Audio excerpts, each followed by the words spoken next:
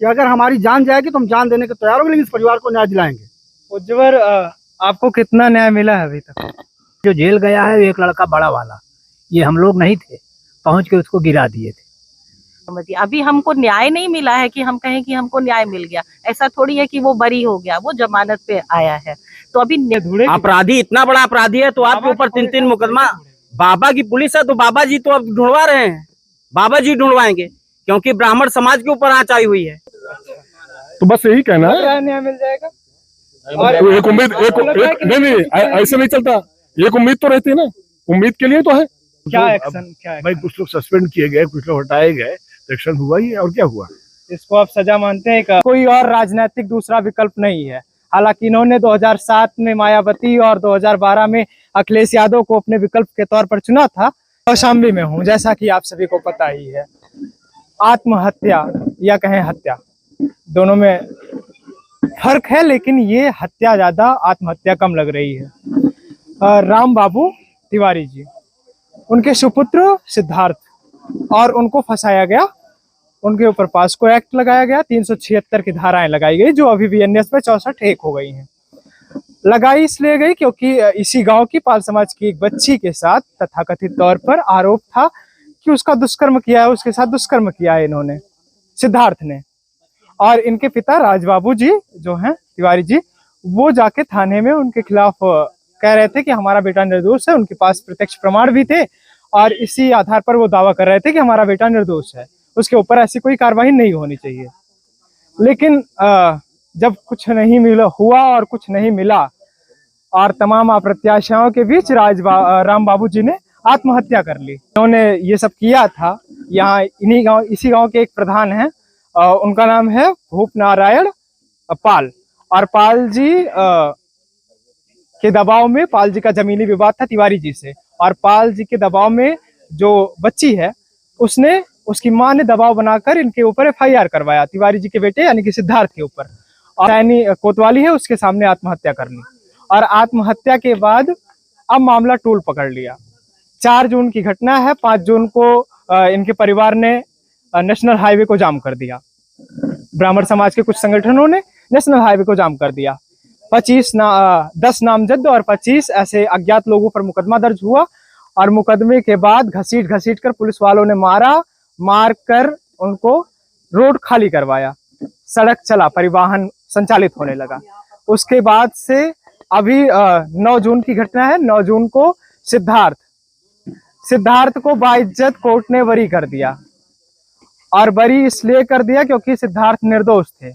लड़की का कहना है कि उसकी मां ने उसको जो कहने को कहा था उसने कह दिया। अब ये जो तमाम लोग बैठे हुए हैं यहाँ, ये लोग आए हैं शोक संवेदना व्यक्त करने परिवार के प्रति, और ये चाहते हैं कि परिवार को न्याय मिले। उज्जवल, आपको कितना न्याय मिला है अभी तक? न्याय का थोड़ा दिखाई पड़ा है कि कुछ लोग जो कर्मचारी अधिकारी थे उनके ऊपर कार्रवाई हुई है।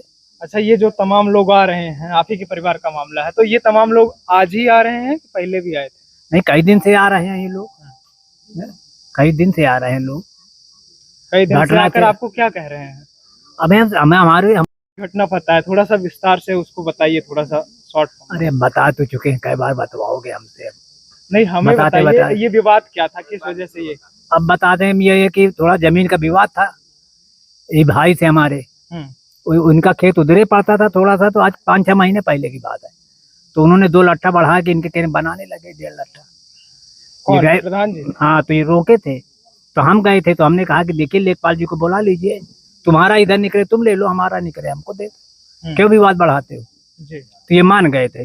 देखिए के बाद इन्होंने पावा धई के 3-4 पावा, जब हम लोग चले आए तो बना दिए, पावा धई के लिंटर डाल रहे थे। यही लड़का जो जेल गया है एक लड़का बड़ा वाला, ये हम लोग नहीं थे, पहुंच के उसको गिरा दिए थे।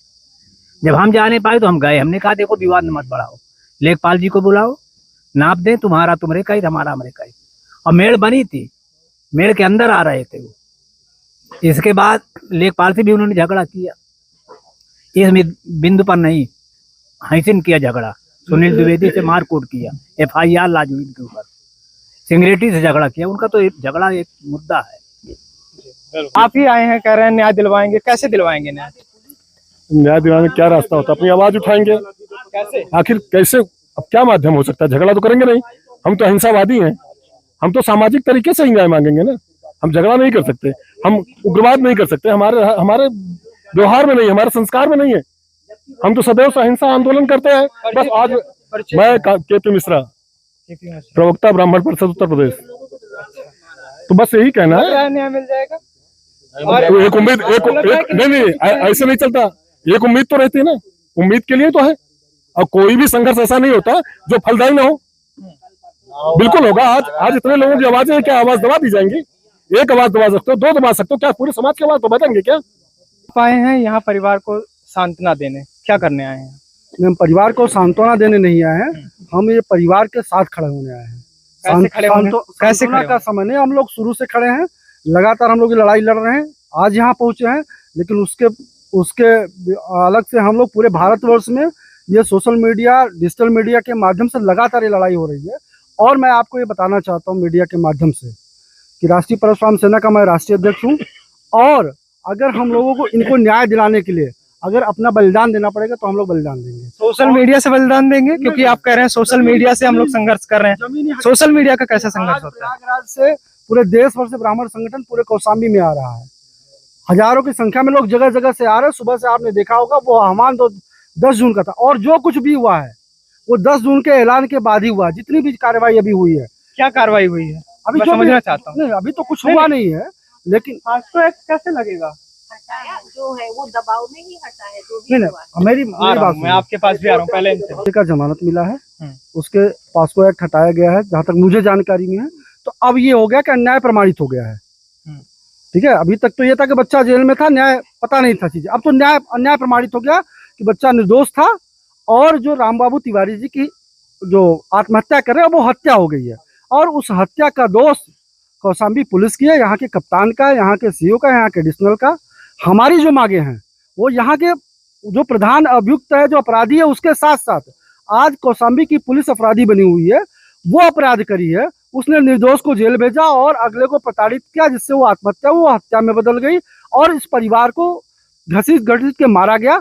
हमारी जो लड़ाई है वो अपराधियों के साथ साथ यहाँ की जो कौशाम्बी की जो पुलिस है उसके साथ है, कि जब तक एक एक पुलिस वाले को सजा नहीं मिलती, उसके खिलाफ क्रिमिनल ऑफेंस में धाराएं नहीं लगाई जाती, उनको गिरफ्तार नहीं की अपेक्षा कर रहे हैं। यहाँ का जो एडिशनल एसपी है, जो माँ बहन की गालियां दे रहा था, जिसने लाठीचार्ज करवाई, नाम और नाम उसका क्या नाम तो मुझे नहीं पता, एडिशनल एसपी मैं जानता हूँ।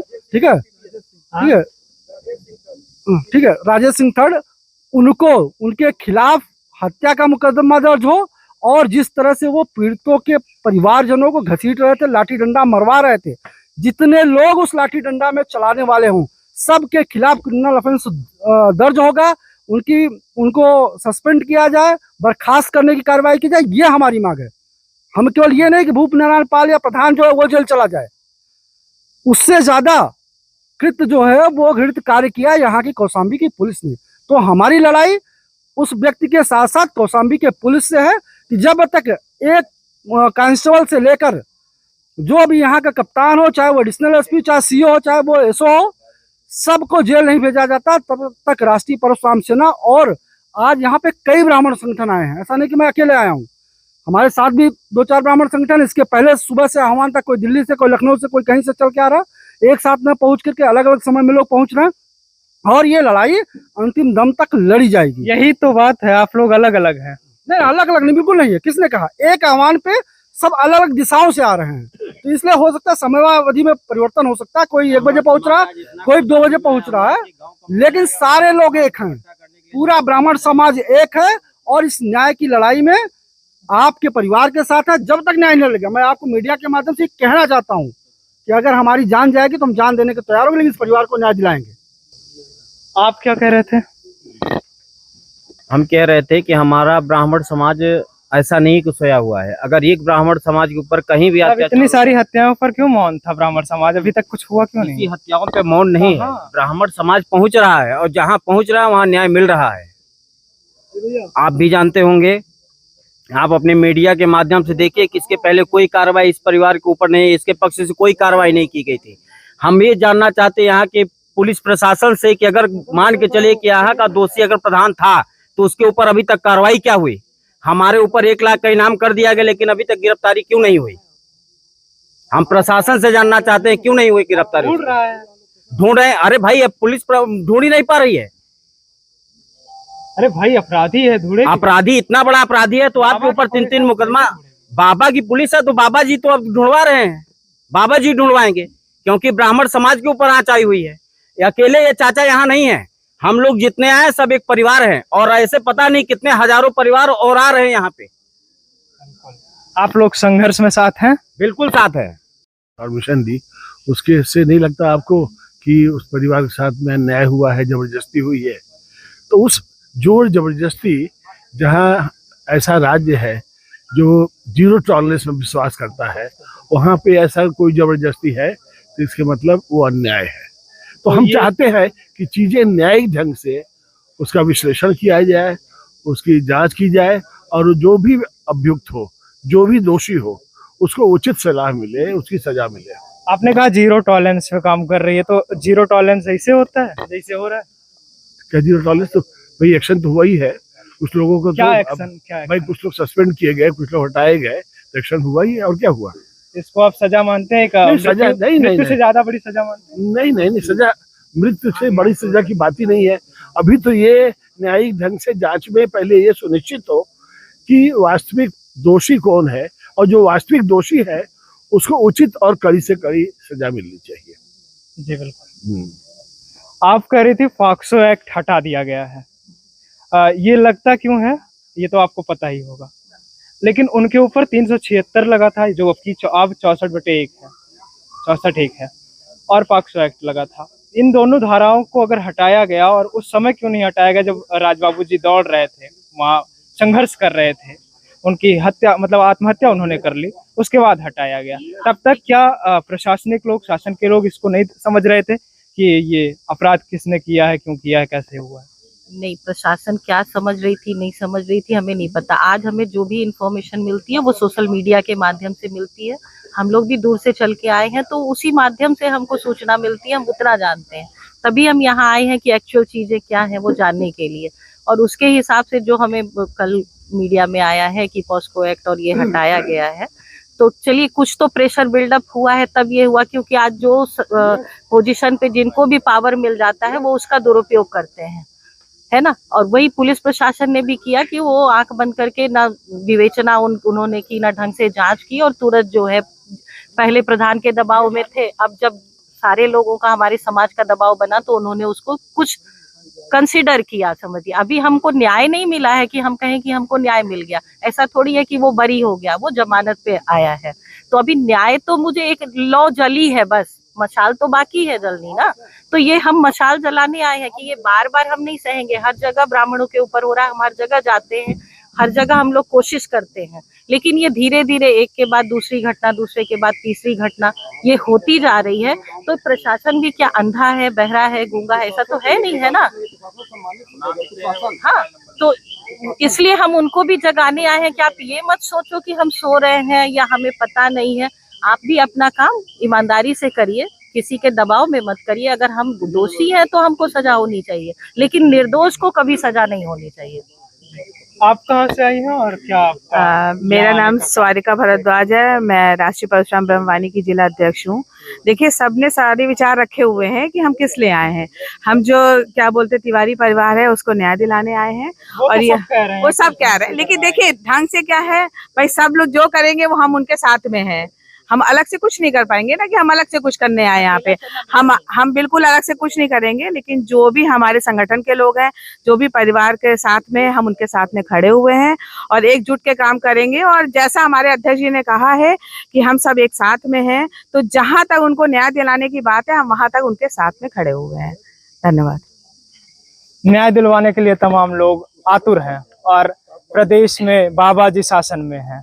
ब्राह्मणों के ऊपर लगातार कुटारघात हो रहे हैं, इसमें कोई शक संदेह नहीं है। ब्राह्मणों के साथ कई और जातियां हैं जिनका उत्पीड़न किया जा रहा है, लेकिन ब्राह्मणों की आबादी प्रदेश में 12 से 13% के बीच है। इनके पास कोई और राजनीतिक दूसरा विकल्प नहीं है। हालांकि इन्होंने 2007 में मायावती और 2012 में अखिलेश यादव को अपने विकल्प के तौर पर चुना था, लेकिन 17 और 22 में लगातार योगी आदित्यनाथ को चुना है। और 90% आबादी ब्राह्मणों की सिर्फ और सिर्फ योगी आदित्यनाथ के साथ है, भाजपा के साथ है।